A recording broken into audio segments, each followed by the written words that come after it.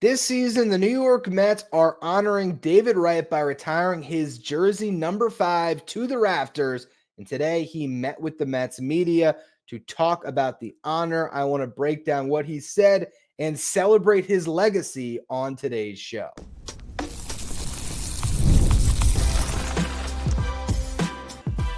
You are Locked On Mets, your daily New York Mets podcast. Part of the Locked On Podcast Network, your team every day. To all you amazing Mets fans, you're watching Locked On Mets, part of the Locked On Podcast Network, your team every day. I'm your host, Ryan Finkelstein. If you want to find any of my work, follow me on X at Finkelstein Ryan. You can also find some of my writing at justbaseball.com, where I work as the managing editor. Today's episode is brought to you by Game Time. Download the Game Time app, create an account, use the code LOCKEDONMLB for $20 off your first purchase. Now, we've known for a few weeks now that the New York Mets are planning to retire David Wright's jersey. It's going to take place on July 19th. That's a Saturday. It'll be an afternoon game against the Cincinnati Reds. I wonder if they picked the Reds because the Mets clinched a playoff berth in 2015. Well, clinched the NL East in 2015 against the Reds. So I don't know if they picked the Reds in particular for any reason. But regardless, it is going to be a very special day in the history of this franchise, special for Wright and special for this fan base. And we've seen over the past couple days a lot of David Wright content making its way out, from a video of every walk-off hit he's had. I saw the Mets YouTube account put that out there. There was a podcast where Cliff Floyd and Daniel Murphy, some of his favorite teammates, shared their stories about Wright. Jay Horowitz had a podcast, I believe, as well. He might have had David Wright on his podcast, though I did not catch that one. But it was all leading up to Wednesday as David Wright met with the media, spoke with them for about an hour, and reminded us all of why we fell in love with him in the first place. And I have 5 characteristics or traits about David Wright that I remembered or saw in this press conference that we're going to talk about first as we get through some of the things that he said today. So the first thing that jumps out, the humble superstar. You have some players that are great and they know it. Matt Harvey comes to mind, right?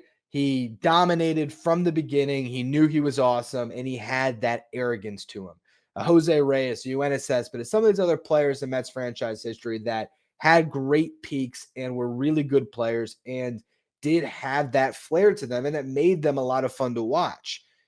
Those guys are exciting, but there's something more endearing about the quiet, humble superstar. Jacob deGrom most recently was that guy for the Mets, and he took a lot of his cues from David Wright, as Wright was his captain when he was a Rookie of the Year back in 2014, as well as in 2015, and just in general came up through the organization when David Wright was that central figure for the New York Mets. Throughout the entire presser, there was so many moments where David Wright was just humble, whether it was asking about his achievements and downplaying them. When it came to just this honor, I mean, he actually said, I asked some people if they could put my jersey in a special section away from the other numbers because I don't measure up to some of those guys who've had their jerseys retired. I mean, David Wright, it's almost delusional if he thinks that's the case because he doesn't understand his own impact, his own value. David Wright, bar none, is the greatest position player in franchise history. Tom Seaver's still the GOAT. Okay, no one has been more significant than the franchise. But and this is also an organization that has had more standout pitchers than hitters with, of course, Seaver, Kuzman, Gooden, deGrom, the list goes on and on. Position players, it's fewer and further to come by, and a lot of them were traded to the organization. Keith Hernandez and Gary Carter, Mike Piazza, Carlos Beltran, great players who had great moments, but not homegrown guys. David Wright is the one homegrown superstar outside of Darryl Strawberry as well. But those are the two that have had their jersey retire when it comes to position players. And David Wright clearly had a better career than Darryl did because it was more longevity. And he just has all the records, which we'll talk about a little bit throughout the show, as I'm going to get into some of the numbers behind David Wright in the other segments. But again, that humble nature is something that is so endearing about David Wright. And the other thing, the number 2 on my list of 5 characteristics that represent David Wright, is his connection to the Mets. And he talked about his childhood in this press conference. And he's told the story before, but he grew up right outside of Norfolk, where the Mets used to have their AAA affiliate for years. And so David Wright grew up a Mets fan. He talked about how his dad was a police officer and he had some friends that worked security at the ballpark. So he went to a ton of games and got these autographs. And he mentioned how cool it would be when there would be a player that he just got an autograph, from him in AAA. And then a couple weeks later, he'd be up with the big league club. And that was really one of the driving factors for David to get to that point. And it really is a storybook career as he then gets drafted by the New York Mets and becomes the face of the franchise. And he talked about the genuine connection he had with the fans. He said it felt like I had 40,000 friends and family rooting for me in the stands. Talked about when he would go out in the city and get a cup of coffee in the morning and how he'd have those fans that would come up to him as his hitting coach, telling him what he did wrong the night before, or fans telling him, all right, go get him tonight. And he just always had that support. And I think you look at Wright's career and he really rubbed shoulders with all the important players in franchise history. He talked about a really great relationship he had with Tom Seaver and how Seaver took him under his wing and really imparted a lot of wisdom, into David Wright. And I think that's because when David Wright came up, it was pretty clear that he was going to be the guy. He was this incredible talent who had huge numbers in the minor leagues, and he was brought up with the expectation of being the face of the franchise, and he delivered. And even you look at the relationship he has with Jay Horowitz. I mean, they really sort of groomed him from the beginning when it came to teaching him how to handle the media and everything else to be that guy, the guy that stood in front of the cameras and delivered and was in the lineup every single day. He's the guy that opened up Citi Field with the first home run that was hit in the ballpark. He also noted in the press conference, he also had the first hit in Citi Field. It was 2 for 4 that game. And so you talk about growing up a Mets fan.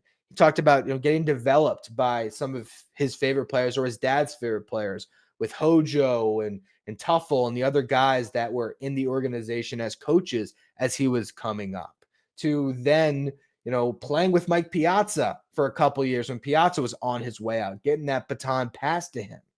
And then now he's the one passing that knowledge down to other Mets, which brings me to leadership. That's number 3. One of the things that he mentioned when it came to leadership is he said as a captain, he tried to go up to each and every player before each game just to have a conversation with them, talk about their kids, their family, whatever it was. Just get a gauge of each person and how they were doing and have that connection.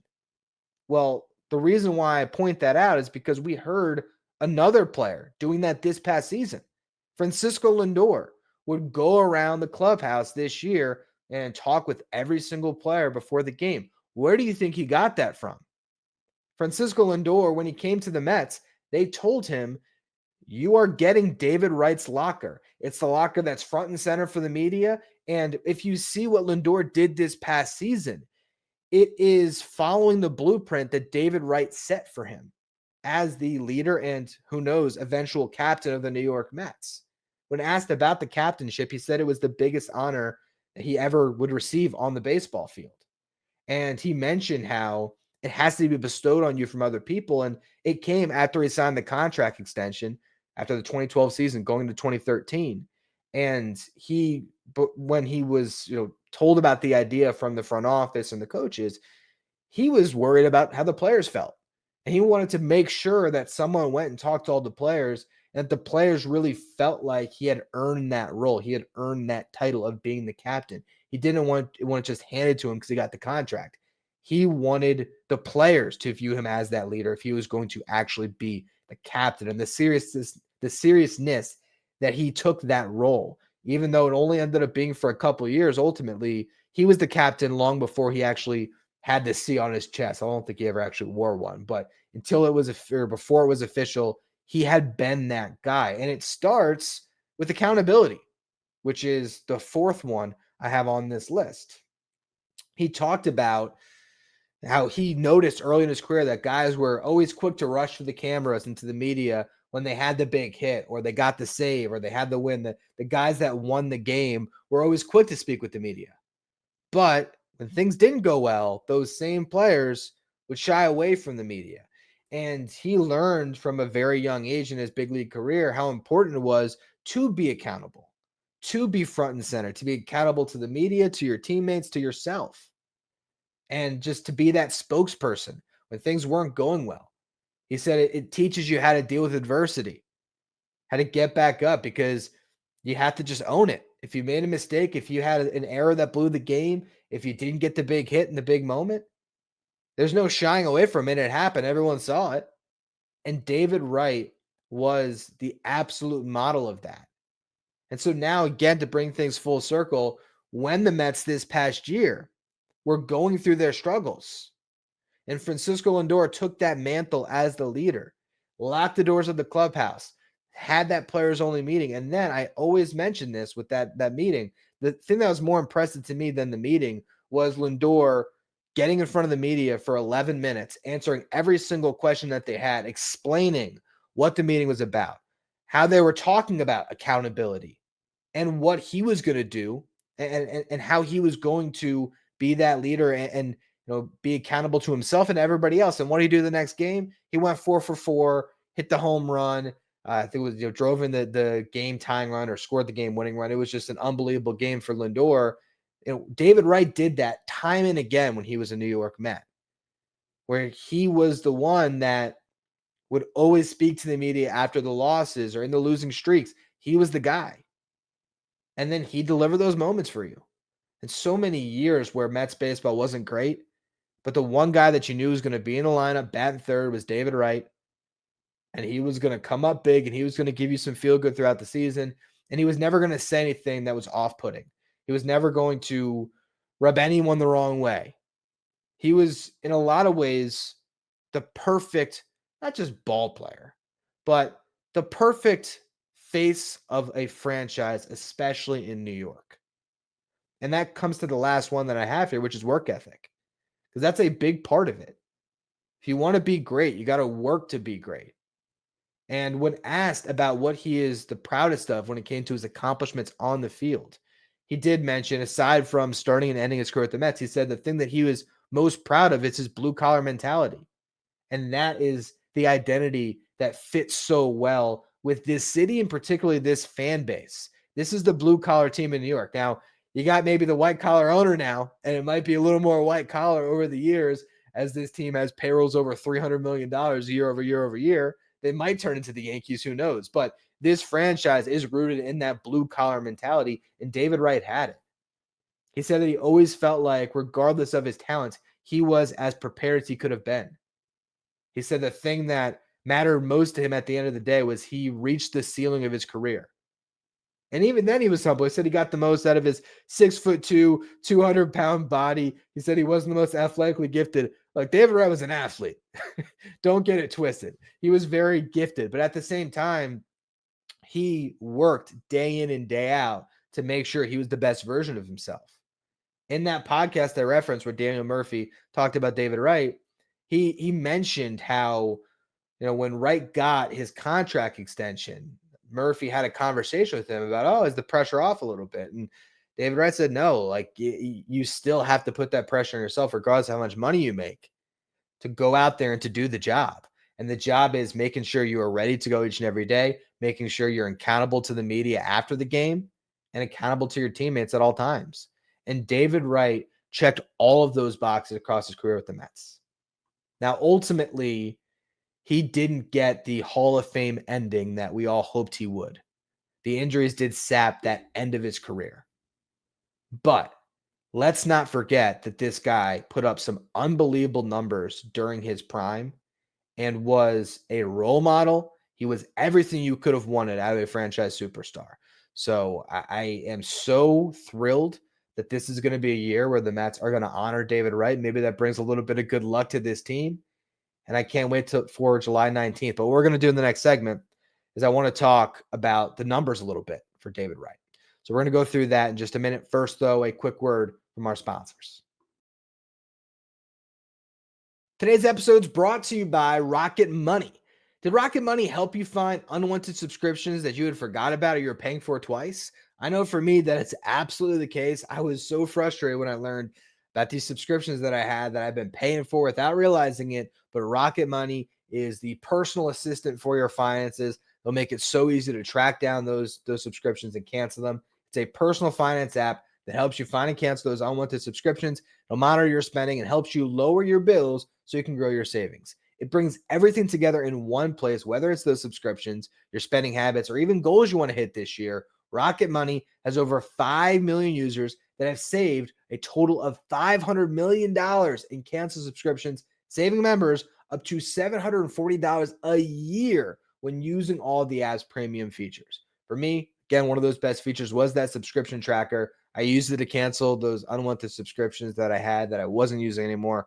I saved a ton. Plus, their goals feature has made it easy for me to set aside money for my future and stop stressing so much about budgeting each month. Cancel your unwanted subscriptions, reach your financial goals faster with Rocket Money. Go to rocketmoney.com/lockedon today. That's rocketmoney.com/lockedon, rocketmoney.com/lockedon.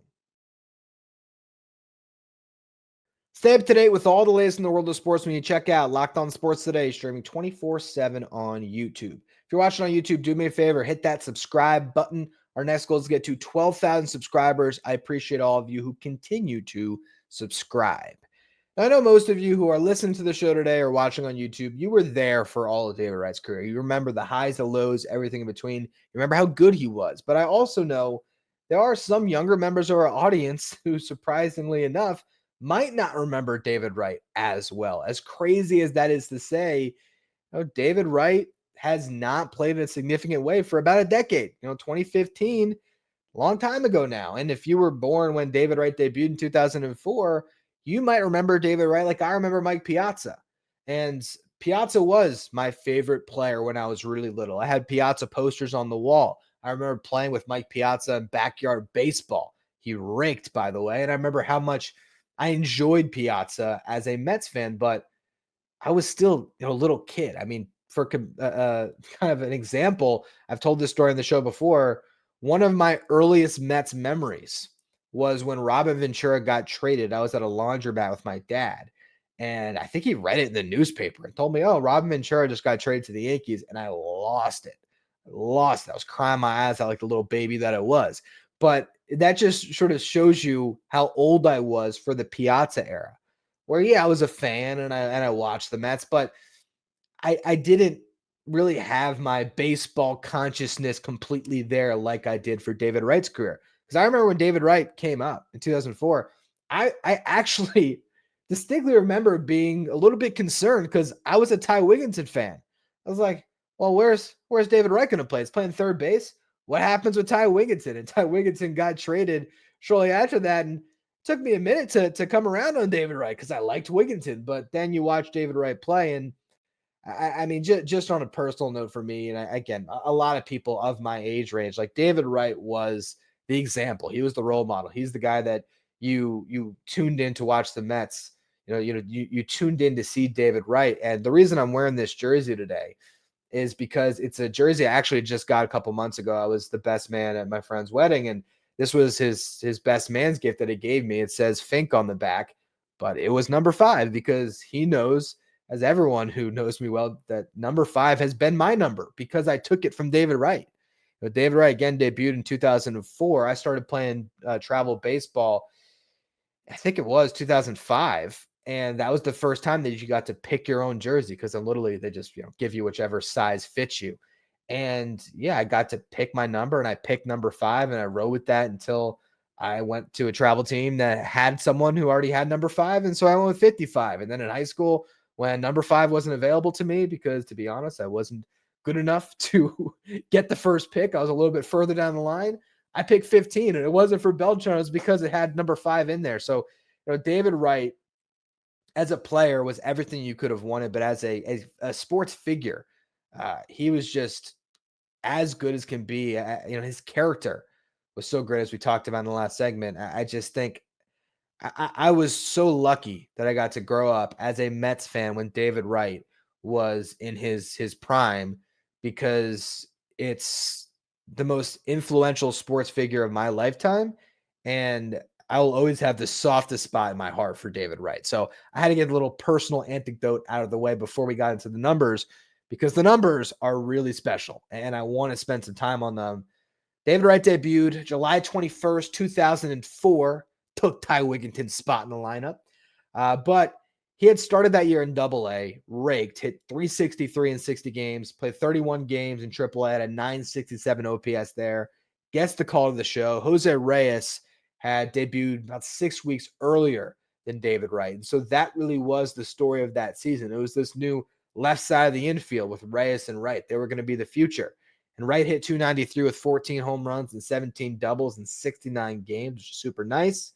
Next year, 2005, he was already getting MVP votes, down ballot MVP votes. He finished 19th, but he had a great first full season in 2005. He hit 306, 388 on base, 523 slug, 912 OPS, 27 homers, 102 ribeye stakes, 99 runs scored. He was the best player on the 2005 Mets. Him and Pedro Martinez. Pedro was awesome that year. Beltran had a rough first year in a Mets uniform. That was the end of Mike Piazza. Actually, Cliff Floyd was sneakily good in 2005 as well, but David Wright was still the best player and continued to be the best player, really, him and Beltran, for the next couple of years. 2006 was the first of 5 straight All-Star appearances for Wright. He hit 26 homers, drove in 116. Then he had back-to-back 30 home run seasons in 2007 and 2008, where he won the Gold Glove each year and won the Silver Slugger. And in 2007, he had the best year of his career, hit 325, 416 on base, 546 slug, 963 OPS, drove in 107, scored 113, went 30-30, 30 home runs, 34 stolen bases, finished 4th in MVP voting. Jimmy Rollins won it. And if the Mets didn't collapse that year, I think Wright maybe has an MVP on his resume. Rollins, I think nowadays, if they revoted with the way that the voters now award the MVP, Wright would have won because he clears Rollins in WAR by a couple wins, also in OPS by about 100 points. But Jimmy Rollins was on the Phillies team that stormed back and took the NL East from the Mets. So you could say the collapse was why he did not win it. But at the same time, collapse was not David Wright's fault. Over the final 55 games that season in August and September, David Wright hit 372 with a 474 on base and a 628 slug, 12 home runs, 10 stolen bases, a league-leading 49 runs scored, 41 runs driven in, led the league in WAR over the final 2 months. He was the best player in baseball down the stretch. His team just around him didn't get the job done, and the Phillies grabbed it. We're not going to talk about that anymore. You look at David Wright's RBI totals during his prime. He had a window from 2005 through 2010 where he cleared 100 RBIs in 5 out of 6 seasons. The down year came in 2011, dealt with some injuries, but he bounced back in 2012, played in 156 games, was an all-star, finished 6th in MVP voting, one of 4 seasons where he finished in the top 10 in MVP, was an all-star again for the final time the next season, 2013. So altogether, 7 all-star appearances for David Wright, the 2 Gold Gloves, the 2 Silver Sluggers. And if you look at his prime, 2005, his second season through his last all-star season in 2013, David Wright was the best third baseman in baseball by WAR across that 9-year stretch. Miguel Cabrera technically had an edge on WAR, but he didn't play at he didn't play at third base the whole time, had a lot of time at first base. The best 3 third basemen in baseball across that 9-year window, it was David Wright at 46.4 wins above replacement, according to Fangraphs. Then you had A-Rod at 43.5 wins above replacement. Then you had Adrian Beltre at 39.3 wins above replacement. If David Wright had the longevity of an Adrian Beltre, he would be a Hall of Famer because he started to deal with injuries and his career ultimately came up years shorter than it should have. He is likely not going to get into the Hall of Fame, or it would take a real reconsideration on how long a career has to be. And it would be a Veterans Committee vote, I think, that could get right in. But he was a Hall of Fame level talent in that window. He was a top 5 player in baseball for a 9-year run, and he was the best player in baseball at his position across that span. And then it all culminated in 2013, where David Wright went to his second World Baseball Classic, and he was dubbed Captain America, hit a grand slam against Italy, drove in 5 runs in a game against Puerto Rico, only played 4 games in that tournament before he got hurt. drove in 10 runs in those 4 games, had to leave the tournament early with sore ribs, and the U.S. actually lost without him. Once he left, they ended up dropping some games and losing, but ultimately, David Wright will be remembered for how clutch he was on the biggest stage, and that was at a time where the Mets weren't good and he wasn't getting those opportunities on the biggest stage. But you know what? Going into that 2013 season, he had signed that contract extension. It was a 8-year, $138 million deal that he signed after finishing sixth in MVP in 2012.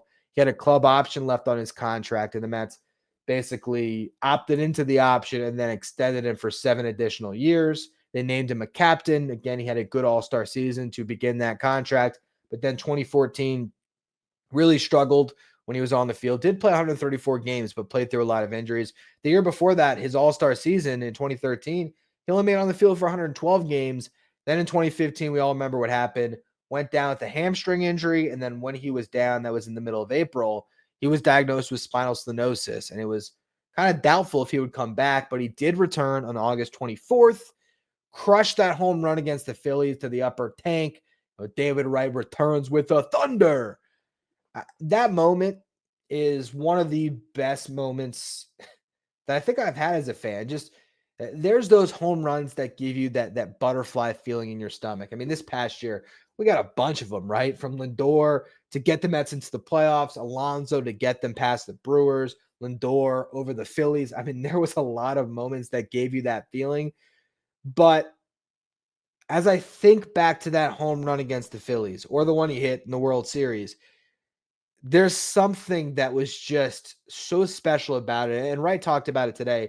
That 2015 run, he said he really did cherish it because he kind of saw the writing on the wall at that point of his career and knew that he didn't have much time left. And I think as a fan base, we also were coming to terms with that, right? That David Wright was not going to be around the way he had been in the decade prior, that anything you got out of David Wright was a cherry on top of an incredible Mets career. And when he hit that home run, when he came back, it was at a time where the Mets were rolling with, Yoenis Cespedes and rookie Michael Conforto making big contributions. And that pitching staff was unbelievable. DeGrom, Harvey, Syndergaard. It was just such a great time to be a Mets fan. And then here comes the guy that you had so much love for. Here's dad coming back to this new Mets team, right? This guy that we had all watched for so many years, and he hits that home run, and you just got so fired up to think about what was going to come. And a great end to the season for Wright. He still performs. Final 30 games of the season, hit 277, got on base with a 381 clip, had an 818 OPS. Mets were winning games. They clinched the division. They go into the LDS. They beat the Dodgers. Wright really struggled in that series. Only got one hit in 16 at-bats, but that one hit won them a game 1, where the Mets were clinging to a 1-0 lead. Wright came up with the bases loaded against Pedro Baez, ripped a single to drive in 2, and without that hit, the Mets maybe lose that game. They ended up winning by a score of 3-1, so it did prove to be that game-winning hit. NLCS, David Wright had a much better time of things. Got on base 8 times in 18 plate appearances, had a 444 on base percentage when his mentee, Daniel Murphy, became Babe Ruth, homering in all those games, getting the Mets to the World Series. And then in the World Series, the one game the Mets won at Citi Field, first at bat, playing in a World Series in front of Mets fans, the storybook continues, or maybe had its final chapter for Wright, hitting that home run. And then he even drove in a couple more late in the game. That home run came when the Mets were trailing 1-0 in the first inning, and Wright, put them up 2-1. And then it was a little bit back and forth in the early parts of that game, but the Mets eventually pulled away. And David Wright's RBI hit in the 6th inning with the bases loaded that drove in 2, pushed the score to 8-3, and pretty much put the game away. So you talk about a Mets career where he had the incredible peak, and he did get a pretty good ending in 2015. Unfortunately, we had to watch 3 more years of David Wright just trying and failing to get back on the field. And you have to just appreciate the effort that he put into it. He really did give everything he could and put up with way more pain than he probably should have, where he should have just hung him up. But he just kept trying. I mean, 2 years basically. I mean, 2016 he played 37 games, so he did get on the field. Then he needed neck surgery. 2017 and 2018, 2 years of rehab stints and then setbacks and then another stint, and just trying to do everything he could to make sure he got every ounce of his career.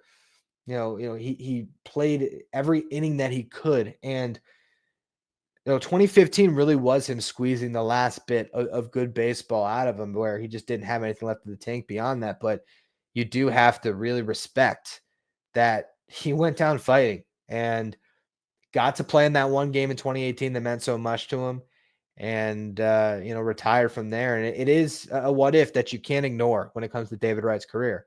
You will always wonder what could have been. Could he have been a Hall of Famer? What would the Mets have been in that decade? With David Wright on that contract, because really, they set things up for Wright. They talked about the time that they were sort of averse to giving out those deals for guys in their 30s. The Mets were penny pinching in the 2010s with Sandy Alderson running Moneyball in New York, and they had gone out of their way to get all of that young pitching, and they sold Wright on that vision. And of course, the idea of finishing his career at the Mets. If David Wright didn't have any health issues and he was still himself, if he had the end of his career like Adrian Beltre did, and he was there as the captain day in, day out with all of that pitching, maybe the Mets do a little bit more. In 2016, maybe David Wright gets a big hit against Madison Bumgarner and the Mets actually get a chance at a playoff run. Maybe in 2019, when David Wright would have been on the second to last year of his deal, where they had so much talent and Pete Alonso came up and you still had a lot of that pitching still in place, maybe the Mets would have made the playoffs and gone on a run. We never will know, but ultimately David Wright's legacy is now secure. Number 5 is going to be hanging in the rafters. But what I want to do to close out the show is talk about where his legacy will sit with the Mets long term. Right now, greatest player ever, but what does that look like 10 years, 15 years, 20 years down the road? Will he still be remembered that way? We're going to close the show there in just a minute. First, though, quick word from our sponsors. Today's episode is brought to you by Game Time. Game Time, the fast and easy way to buy tickets for all the sports, music, comedy, and theater events near you. And Game Time Picks will help you get tickets faster for your favorite live events and easier, because they're going to filter out the fluff with Game Time Picks, that feature that'll show you only incredible deals on great seats. So don't waste your time searching through thousands of tickets. And when you do find the ticket you like, you can view your seat before you buy, so you know exactly what to expect when you arrive. You can buy tickets in a matter of seconds, 2 taps. You're going to be all set. Download the Game Time app, create an account, use the code LOCKEDONMLB for $20 off your first purchase. Terms apply. Again, create an account, redeem the code LOCKEDONMLB for $20 off. Download Game Time today. What time is it? It's game time. If you're an everyday listener to the show, make sure to become a Locked On Mets Insider. This is our texting service where you get updates from me anytime news breaks in the Mets. You can ask me questions anytime. You can also take part in our Locked On Mets signed photo giveaways. If you want to be Locked On Mets Insider, find a link in the episode description. Go to subtext.com/LockedOnMets. All right, so let's talk a little bit about David Wright's lasting legacy with the New York Mets. Number 5 is always going to be there. He also becomes just the second Met ever to be inducted into the Mets Hall of Fame and get his jersey retired in the same year. Little tidbit from Jay Horwitz at the beginning of the presser. The other one who did that, Tom Seaver. And that's sort of a quirky piece of Mets history, because for a long time, Tom Seaver was the only Met with his jersey retired when it came to the players. Then Piazza joined him, but he had to get into Cooperstown first. And then after Steve Cohen has come aboard, we've seen the floodgates open when it comes to all the different players getting their jerseys retired. But for David Wright, that's one part of his legacy. And right now, like I've said, he is the greatest position player in franchise history. He's the all-time leader in WAR, offensive WAR, at-bats, plate appearances, runs scored, hits, total bases, doubles, RBIs, walks, strikeouts, singles, runs created, extra base hits, sacrifice flies, and win probability added. He finished second all-time in home runs to Darryl Strawberry and games played to Ed Kranepool. He has all of these records, and they're tough records to break. But I think when we talk about the greatest position player in franchise history, the hope is that somebody will surpass him. You look at where the Mets are right now, You got two candidates on this roster. Francisco Lindor is, now in the middle of what has been a very successful Mets tenure so far. 4 seasons in, 3 of them where he's been an elite shortstop. One of them that was better than people remember. His first year was still a 4-win season. But regardless, he has had 3 years in a row right now that have already made him, in my opinion, the greatest shortstop in franchise history. But he has a chance to run down Wright in some of these records. But really, it's Juan Soto. Juan Soto was sold on the vision of having a statue outside next to Seaver. He's got 15 years. He's got a lot of time to chase down all of Wright's records. And to be completely honest, Juan Soto is a better hitter than David Wright was. Not a better player overall necessarily, because Wright did bring you something defensively, but still, you just look at the rate of Soto's numbers up to this point. I mean, he is on the path to an inner circle Hall of Fame career. David Wright was great, but Juan Soto has the ability to put up numbers that this franchise has never seen. And I really hope that one day we look back at this insane contract and we say, well, the Mets paid a premium, but they paid a premium for the greatest player in franchise history, that he can rise to that level, that he can win multiple championships. Maybe he can even challenge Seaver. But here's the thing about challenging Seaver or challenging Wright. The difference and the thing that Juan Soto can never do, the thing they can never become, is a homegrown Met. And that is the legacy that David Wright has. Even more than Seaver. Well, not more than Seaver, but he does have one caveat that Seaver does not, to no fault of Seaver's own. But David Wright started and ended his career with the New York Mets. Think about the other jerseys that have been retired. I have to check on Jerry Koosman. I'll be honest. That is a hole in my knowledge here.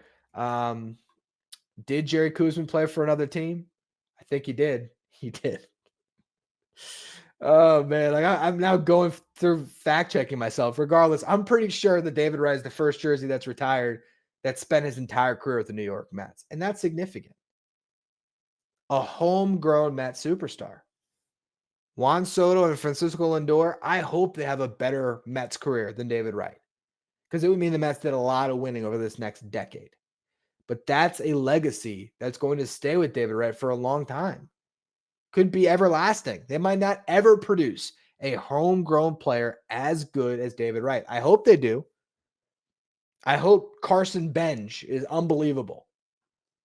Jet Williams, Francisco Alvarez, or Mark Vientos.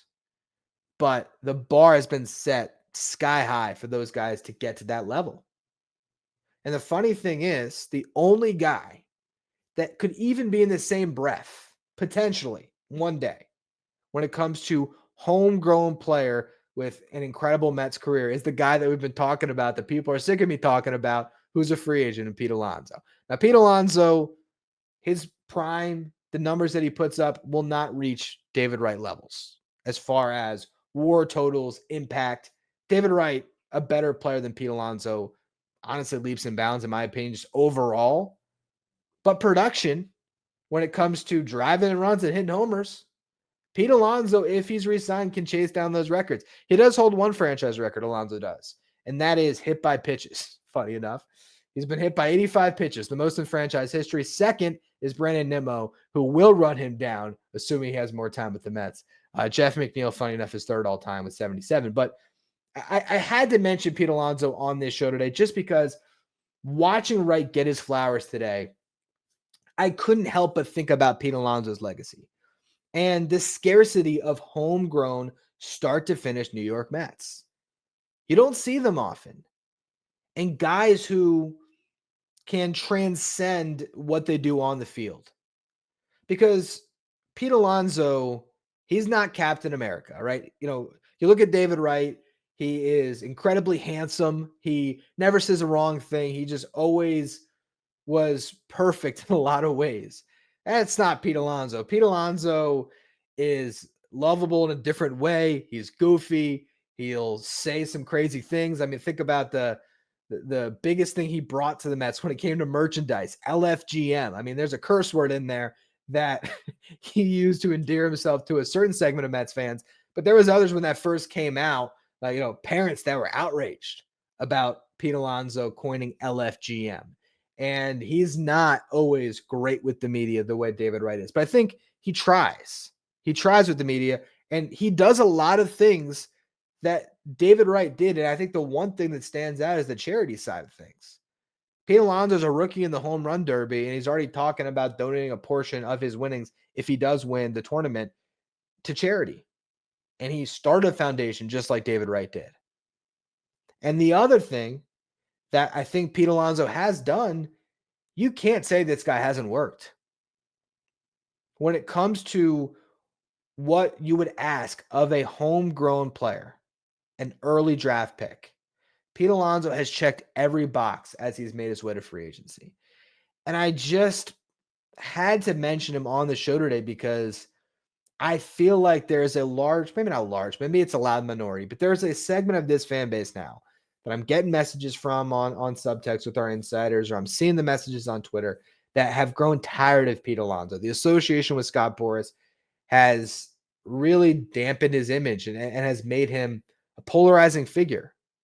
Did not intend for that pun there, polarizing, but regardless, I just think we need to take a step back, and David Wright can maybe be the lens to take that step back and realize how rare it is in this franchise's history that they produce a homegrown perennial all-star, someone that puts up numbers atop league leaderboards.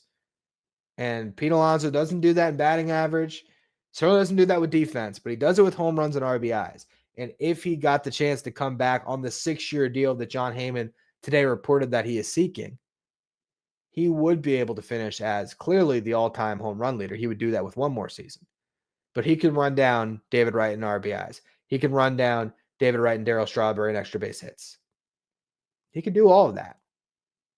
And he might be able to have some really big moments in October that rise him to a level that is close to a David Wright when it's all said and done. He plays his whole career, hits 400 plus homers, wins a couple World Series. We're going to look back at Pete Alonso, maybe not in the same light as David Wright, because David Wright as a person, as a figure, is singular in so many ways. But number 20 would be retired, and he would be, in that inner circle of best Mets ever. When it comes to homegrown Mets stars, he'd probably be the 1B to Wright's 1A. So it's something that, well, maybe he'd be number 2, whatever. Regardless, it is really awesome that David Wright is getting this recognition. And I cannot wait to see that jersey go up in the rafters. And originally I thought I wasn't going to make the trip because you can already look and the ticket prices are crazy. I'm hoping that when it gets closer, I can maybe get a deal with Game Time. Maybe I'll try to get credentialed for it. But regardless, this is going to be a really special season for the New York Mets in a lot of ways. And David Wright in the middle of the season getting that jersey in the rafters, I think it's going to put things in perspective for a lot of the guys who are playing with the Mets. Juan Soto, Francisco Lindor, Brennan Nimmo, Pete Alonso, if he's there, guys that want to have that honor, want to be up there. That's what you're pushing for. And he is just a great face of the New York Mets that will have that legacy forever enshrined with the number 5 in the rafters. Anyway, that's going to be all for this little bit longer edition of Locked On Mets. I appreciate all of you who stayed with me for the whole show. And for those of you who tune in every day and make Locked On Mets your first listen, as always, make sure you follow, rate, review wherever you get your podcasts. Follow me on X at Finkelstein Ryan. Follow the show at Locked On Mets. If you want to be a Locked On Mets insider, find a link in the episode description.